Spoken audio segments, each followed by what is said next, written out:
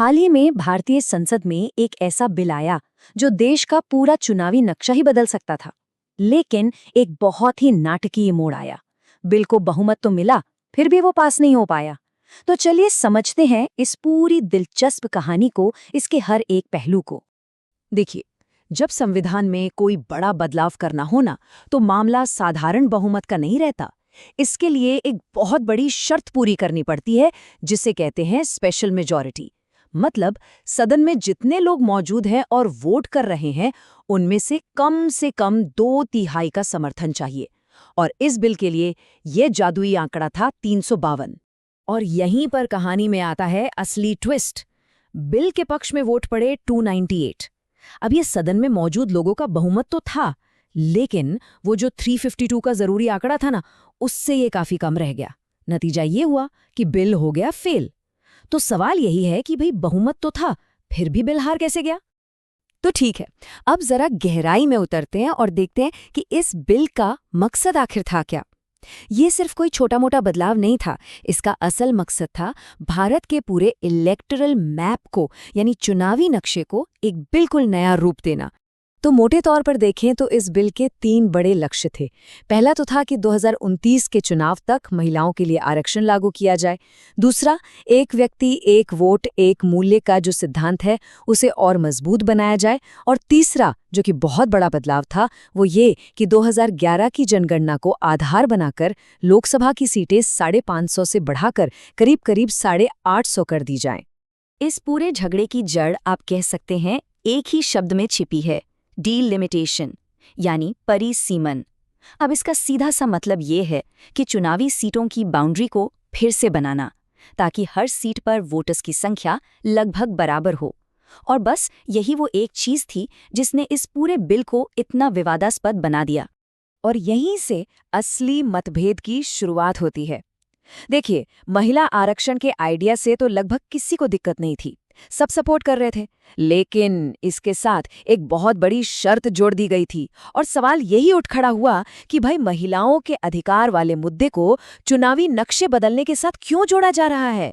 इस एक मुद्दे पर सरकार और विपक्ष बिल्कुल आमने सामने थे। सरकार का कहना था कि ये एक जरूरी प्रक्रिया है, इससे प्रतिनिधित्व भी सही होगा और 2029 तक महिलाओं का सशक्तिकरण भी। दूसरी तरफ विपक्ष का सीधा आरोप था कि ये सब एक खोखली कोशिश है। उनका कहना था कि सरकार महिलाओं के मुद्दे को बस एक कवर की तरह इस्तेमाल कर रही है, असली मकसद तो चुनावी नक्शे को बदलना है।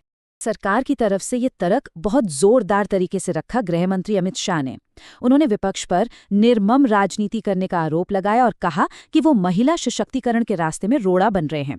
उनका तो ये तक कहना था कि इन दोनों मुद्दों को अलग करने की मांग करना ही अपने आप में एक जाल है। और इसके जवाब में विपक्ष के नेता राहुल गांधी का भी तीखा पलटवार आया।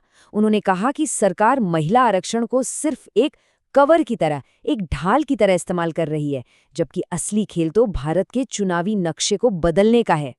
पर यह लड़ाई सिर्फ सरकार और विपक्ष की नहीं थी। इस बहस ने एक और, शायद उससे भी बड़ी दरार को सामने ला दिया, और वो थी उत्तर भारत और दक्षिण भारत के बीच की दरार। एक डर राजनीतिक शक्ति के संतुलन को लेकर। इसकी जड़ें काफी गहरी हैं, इतिहास में हैं। देखिए, हुआ ये था कि 1971 की जनगणना के आधार पर लोकसभा की सीटें फ्रीज कर दी गई थी। तब से लेकर आज तक वही सिस्टम चल रहा है। लेकिन इस बीच देश की आबादी बहुत ज्यादा बड़ी है, और वो भी अलग अलग राज्यों में अलग अलग रफ्तार से। अब ये बिल 2011 के डेटा को इस्तेमाल करने की बात कर रहा था, और यहीं से ये बड़ा सवाल खड़ा हो गया कि क्या इससे सत्ता का पलड़ा कुछ राज्यों की तरफ बहुत ज्यादा झुक जाएगा।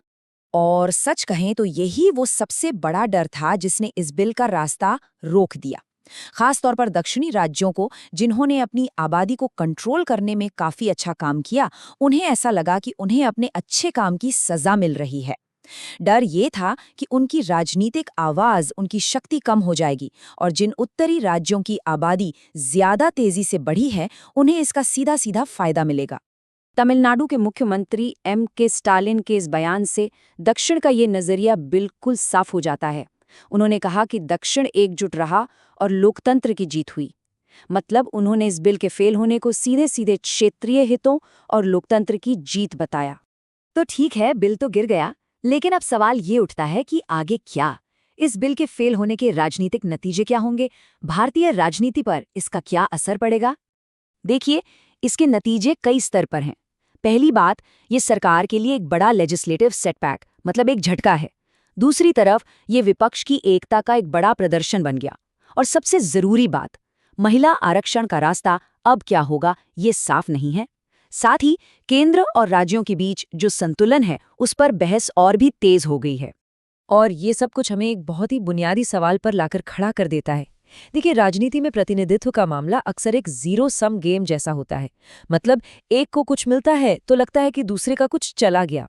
तो असली सवाल ये है कि कोई भी देश एक समूह को ज्यादा निष्पक्षता कैसे दे सकता है बिना ये एहसास दिलाए कि किसी दूसरे समूह ने कुछ खो दिया है। और यही वो सवाल है जो इस पूरे राजनीतिक टकराव के केंद्र में है।